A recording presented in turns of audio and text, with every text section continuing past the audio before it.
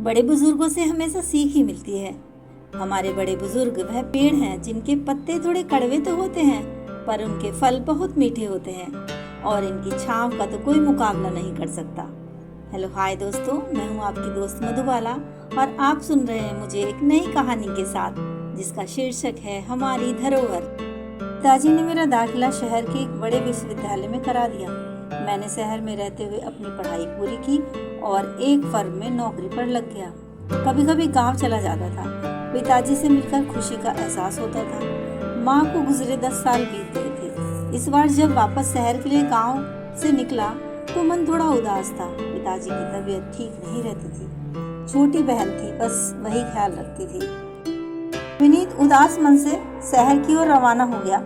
विनीत के फर्म में मंगला भी काम करती थी। दोनों एक दूसरे को पसंद करने लगे और उन्होंने कोर्ट मैरिज कर ली। पर जब भी विनीत गांव जाता था तो पिताजी शहर आने से मना कर देते थे। 5 साल बीत गए। विनीत के 2 बच्चे भी हो गए। बड़ा वाला बेटा अंशु 5 साल का था और छोटा बेटा दीप 3 साल का था। विनीत की बहन की भी शादी हो गई थी। विनीत ने सोचा कि पिताजी को शहर ले आया जाए, तो वह पिताजी को लेने गांव चला गया। पिताजी की तबीयत उस समय बहुत खराब चल रही थी। पिताजी विनीत के साथ शहर के लिए निकल पड़े। विनीत शहर में अपने घर पहुंचा तो मंगला ने उनका स्वागत किया। मंगला ने पिताजी की चारपाई ऊपर दुमंजले में डाल दी। पिताजी का मन दुमंजले पर नहीं लगता था। बार बार पिताजी जिद करते थे कि उनकी चारपाई बाहर गैलरी में डाल दो। विनीत की पत्नी बड़बड़ाती रहती थी कि कोई अपने बुजुर्गों को अलग कमरा नहीं देता और हमने तो तुम्हें अलग दुमंजले पे कमरा दे रखा है। वहाँ एसी है, टीवी है, नौकरानी है, सभी सुविधाएं तो दे रखी हैं तुम्हें। पता नहीं क्या हो गया है, लगता है सठिया गए हैं पिताजी। विनीत ने विचार किया कि पिताजी कमजोर और बीमार हैं, जिद कर रहे हैं, तो उनकी चारपाई गैलरी में डलवा ही देता हूँ। विनीत ने पिताजी की चारपाई निकलवा कर गैलरी में शिफ्ट कर दी। हर समय चारपाई पर पड़े रहने वाले पिताजी अब टहलते टहलते गैलरी से बरामदे में आ जाते थे और बरामदे में आकर आराम कुर्सी पर बैठकर बच्चों को खेल खेलते हुए देखते थे। पिताजी की तबीयत में सुधार आने लगा। वो नाती पोतों से बातें करते, हंसते बोलते और कुछ खाने पीने की चीज भी मंगवा लेते थे और बच्चे और बहू बेटे को भी खिलाते थे। धीरे धीरे उनका स्वास्थ्य अच्छा होने लगा। दादाजी मेरे बॉल फेंको। एक शाम अचानक अंशु की आवाज सुनाई दी। विनीत अपने बेटों को डांटने लगा। अंशु, बाबा बुजुर्ग हैं, उन्हें ऐसा करने के लिए मत कहो। अंशु तपाक से बोला, पर पापा, दादा तो रोज मेरी गेंद उठाकर फेंकते हैं। क्या? विनीत ने पिताजी की ओर आश्चर्य से देखा।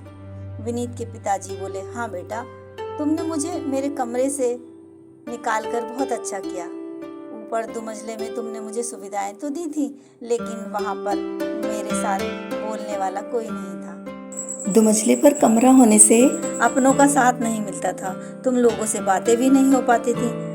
अब जब तुमने गैलरी में चारपाई डाली है तो मैं धीरे धीरे टहलते हुए बरामदे में पड़ी आराम कुर्सी पर बैठ जाता हूँ और निकलते बैठते तुम लोगों से भी 2-4 बातें हो जाती हैं और अंशु और दीप के साथ भी खेलने में मन लग जाता है। पिताजी बातें किए जा रहे थे, विनीत सुनता जा रहा था। अब विनीत समझ चुका था कि बुजुर्गों को भौतिक सुख और सुविधाओं से ज्यादा अपनों के साथ की जरूरत होती है। तो दोस्तों, आप समझ ही गए होंगे इस कहानी को सुनाने का मेरा मकसद क्या है। बुजुर्गों का सम्मान करें, यह हमारी अमूल्य धरोहर है।